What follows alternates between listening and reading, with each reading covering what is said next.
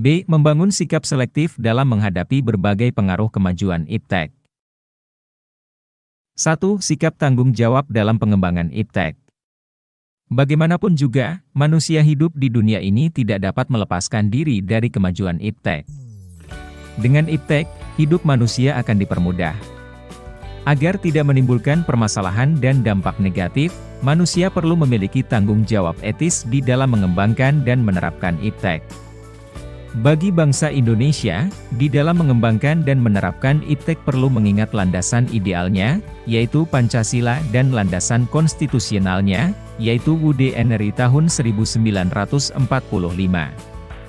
Dalam kaitannya dengan Pancasila, terutama sila ketuhanan yang Maha Esa, sebenarnya telah memberikan peringatan kepada kita bahwa semua ilmu yang ada di dunia berasal dari Tuhan.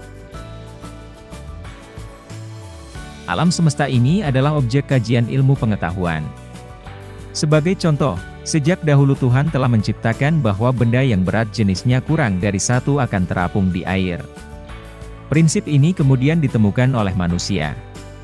Tuhan yang Maha Kuasa menciptakan alam semesta untuk kemaslahatan umat manusia. Menyadari kenyataan ini, setiap manusia Indonesia di dalam mengembangkan dan menerapkan iptek sudah selayaknya mengingat ajaran dan perintah Tuhan. Iptek harus dikembangkan dan diterapkan untuk kemaslahatan manusia, bukan untuk menyiksa dan mencelakakan manusia.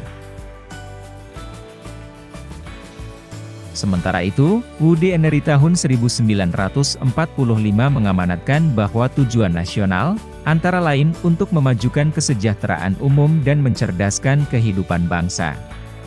Selain itu, bumi dan air, serta kekayaan alam yang terkandung di dalamnya dikuasai oleh negara dan dipergunakan sebesar-besarnya untuk kemakmuran rakyat.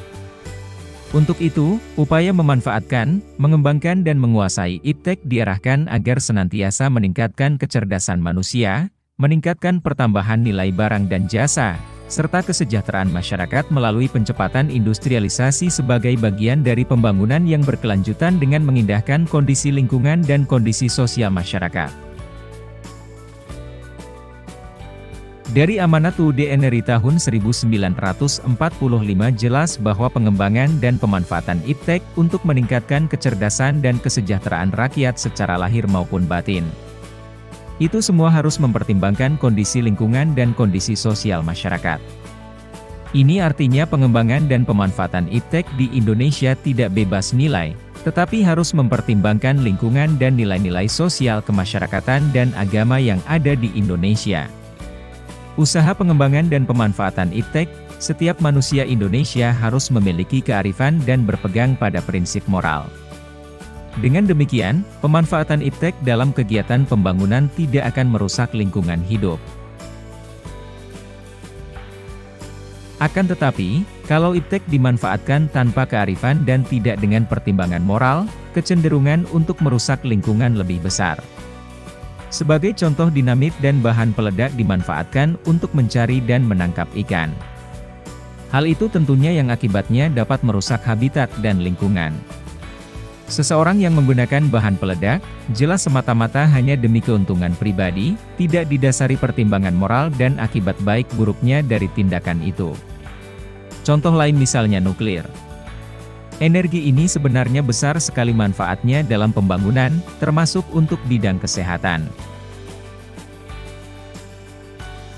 Akan tetapi, kalau nuklir jatuh ke tangan orang yang tidak bertanggung jawab, dibuatlah senjata pemusnah, yang sangat mengancam hidup manusia dan lingkungannya. Manusia di dalam mengembangkan dan menerapkan iptek sudah selayaknya disertai etika dan rasa tanggung jawab. Etika dalam hal ini, menyangkut pengertian luas, baik etika keilmuan maupun etika sosial kemanusiaan atau etika moral. Dari segi etika keilmuan, artinya di dalam mengembangkan iptek berdasarkan metode keilmuan dengan langkah-langkah yang sistematis dan bersifat objektif. Manusia mempelajari gejala alam apa adanya dengan tujuan dapat mengungkap rahasia alam dan menciptakan peralatan untuk mengontrol gejala tersebut sesuai dengan hukum alam. Sebuah ilmu dapat saja bebas nilai, dalam arti tanpa pamrih dan tidak memihak. Akan tetapi, dari segi aksiologis, Penerapan dan pemanfaatan hasil IPTEK harus mengingat pada etika sosial kemanusiaan atau etika moral. Di sini, IPTEK tidak bebas nilai. Di dalam memanfaatkan IPTEK, manusia perlu mengingat nilai-nilai kemanusiaan, norma, bahkan mengingat nilai-nilai keagamaan. Pada segi agama, etika, dan tujuan pengembangan IPTEK secara sistematis dapat dibagi menjadi dua. Pertama, untuk membantu manusia dalam mendekatkan diri kepada Tuhan. Berbagai penelitian atau eksperimen yang dilakukan manusia, pada hakikatnya adalah memahami dan ingin mencari kebenaran ilmu dan hukum-hukum Tuhan di alam raya ini. Orang yang makin paham tentang alam semesta ini tentu makin kagum dan yakin akan kebesaran dan kemahakuasaan Tuhan. Kedua, untuk membantu manusia dalam menjalankan tugasnya untuk membangun alam semesta ciptaan Tuhan. Dengan IPTEK, akan diciptakan berbagai perangkat yang dapat mempermudah manusia dalam menjalankan aktivitas kehidupannya di muka bumi ini.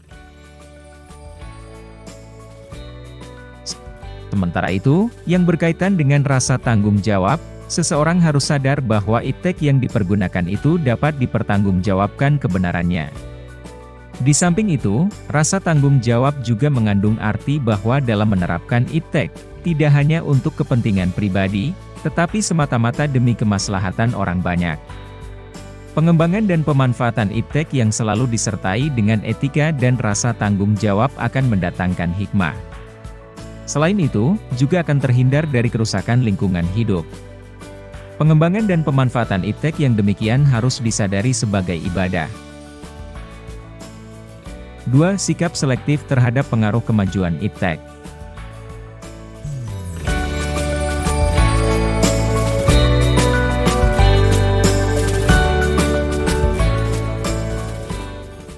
Tidak ada satupun negara bangsa di dunia ini yang bisa lepas dari pengaruh kemajuan IPTEK. Meskipun negara tersebut dikenal sebagai negara adidaya atau negara maju, tetap saja tidak bisa melepaskan diri dari kemajuan IPTEK. Terlebih lagi Indonesia yang baru disebut sebagai negara berkembang, akan sangat sulit bagi negara kita untuk mengelak dari pengaruh atau implikasi kemajuan IPTEK. Akan tetapi, Indonesia sebagai bangsa yang besar harus mempunyai sikap yang tegas terhadap kemajuan IPTEK ini. Ada 3 alternatif sikap yang bisa diambil oleh bangsa kita dalam menghadapi kemajuan IPTEK.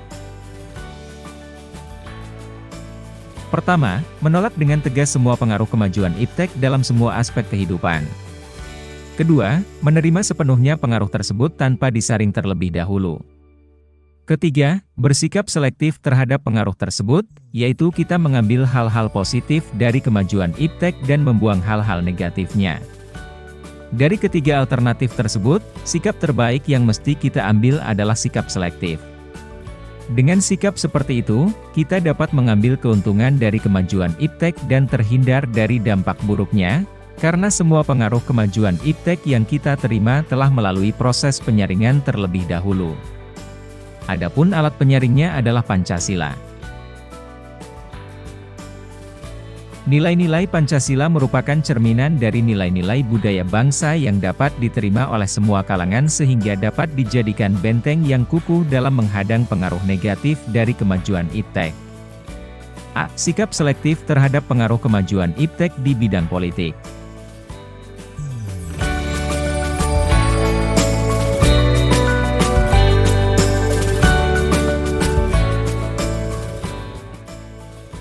Ada 4 hal yang selalu dikedepankan pada saat ini dalam bidang politik, yaitu demokratisasi, kebebasan, keterbukaan dan hak asasi manusia.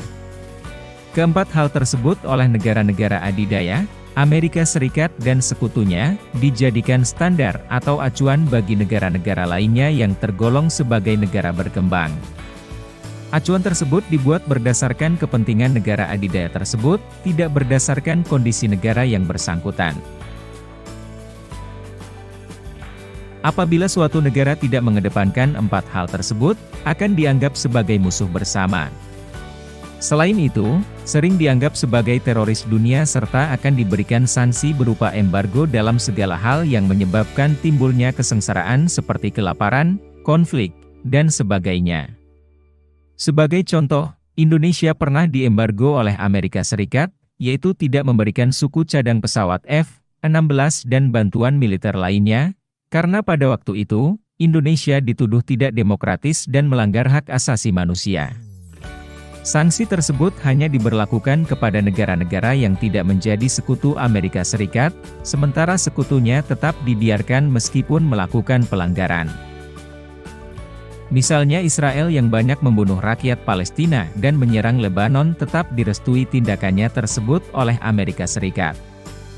Di sisi lain, isu demokratisasi yang sekarang menjadi acuan utama bagi eksistensi suatu negara sebenarnya secara tidak langsung telah menutup mata kita terhadap mana yang benar dan yang salah. Segala sesuatu peristiwa selalu dikaitkan dengan demokratisasi. Akan tetapi, demokratisasi yang diusung adalah demokrasi yang dikehendaki oleh negara-negara adidaya yang digunakan untuk menekan bahkan menyerang negara-negara berkembang yang bukan sekutunya. Akibatnya, selalu terjadi konflik kepentingan yang pada akhirnya mengarah pada pertikaian antar negara. Permasalahan di atas dapat ditaati oleh Indonesia apabila menerapkan menganut paham demokrasi Pancasila. Melalui paham inilah akan tercipta pemerintahan yang kuat, mandiri dan tahan uji serta mampu mengelola konflik kepentingan yang dapat menghancurkan persatuan dan kesatuan apalagi bangsa Indonesia sebagai bangsa yang pluralistik, dapat memperteguh wawasan kebangsaannya melalui sebagian Bhinneka Tunggal Ika. Bangsa Indonesia harus mampu menunjukkan eksistensinya sebagai negara yang kuat dan mandiri, namun tidak meninggalkan kemitraan dan kerjasama dengan negara-negara lain dalam hubungan yang seimbang, saling menguntungkan, saling menghormati, dan menghargai hak dan kewajiban masing-masing. Untuk mencapai hal tersebut, bangsa Indonesia harus segera mewujudkan hal-hal sebagai berikut. 1. Mengembangkan demokratisasi dalam segala bidang. 2. Mengaktifkan masyarakat sipil dalam arena politik. 3. Mengadakan reformasi lembaga-lembaga politik agar menjalankan fungsi dan peranannya secara baik dan benar. 4. Memperkuat kepercayaan rakyat dengan cara menegakkan pemerintahan yang bersih dan berwibawa. 5. Menegakkan supremasi hukum. 6. Memperkuat posisi Indonesia dalam kancah politik internasional. B. Sikap selektif terhadap pengaruh kemajuan iptek di bidang ekonomi.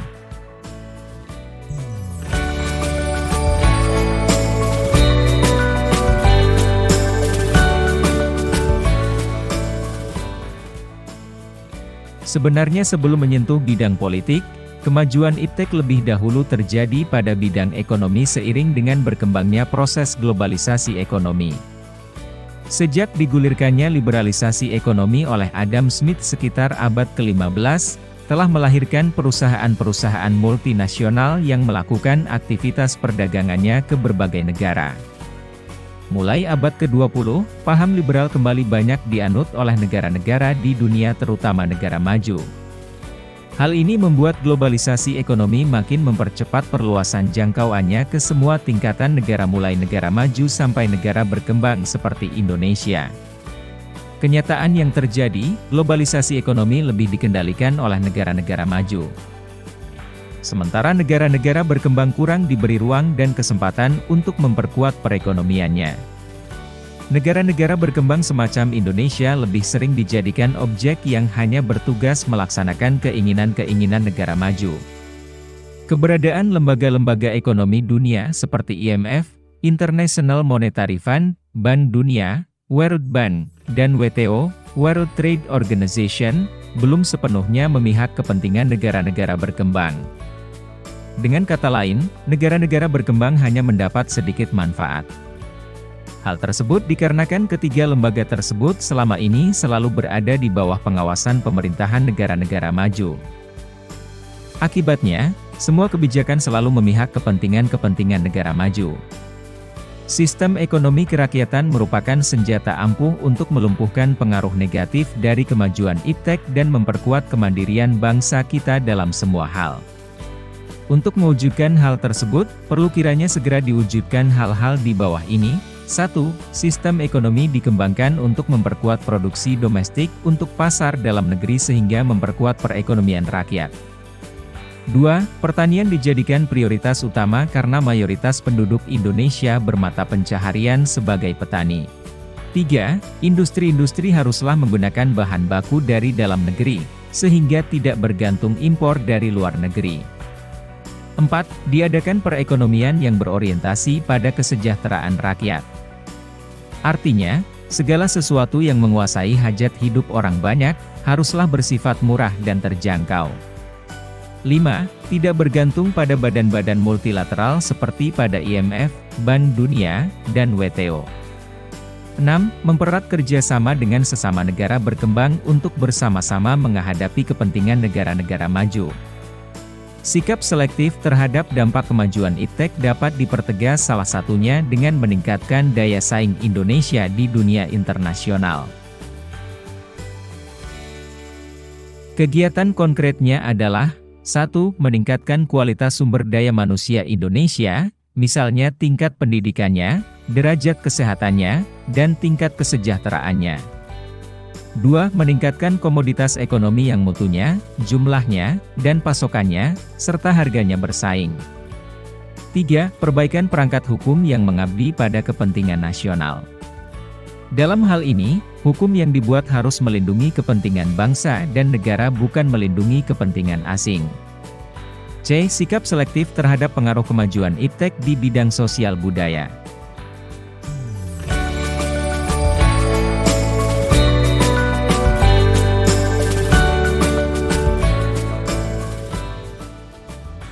Dalam bidang sosial budaya, kemajuan iptek telah membawa pengaruh dalam perilaku yang ditampilkan oleh setiap masyarakat. Di antara pengaruh tersebut adalah dalam hal gaya hidup, gaya pakaian, dasar ikatan hidup bermasyarakat, dan semakin mudahnya mendapatkan informasi dan ilmu pengetahuan. 3 hal yang disebutkan pertama, cenderung memberikan pengaruh yang negatif. Oleh karena itu, kita harus membentengi diri dengan nilai-nilai yang selama ini sesuai dengan kepribadian bangsa Indonesia, yaitu nilai-nilai Pancasila. Adapun pengaruh yang disebutkan terakhir cenderung memberikan keuntungan bagi bangsa kita. Oleh karena itu, kita perlu mengadopsi hal tersebut dengan tidak mengabaikan nilai-nilai jati diri bangsa kita. Kemajuan iptek salah satunya ditandai dengan adanya kemajuan ilmu pengetahuan dan teknologi. Agar hal tersebut bersifat positif dan dapat diserap ke dalam budaya kehidupan kita sehari-hari, maka kita perlu mengusahakan perubahan nilai dan perilaku, antara lain, 1. Terbuka terhadap inovasi dan perubahan. 2. Berorientasi pada masa depan daripada masa lampau. 3. Dapat memanfaatkan kegunaan iptek. 4. Menghargai pekerjaan sesuai dengan prestasi. 5. Menggunakan potensi lingkungan secara tepat untuk pembangunan berkelanjutan. 6. Menghargai dan menghormati hak-hak asasi manusia.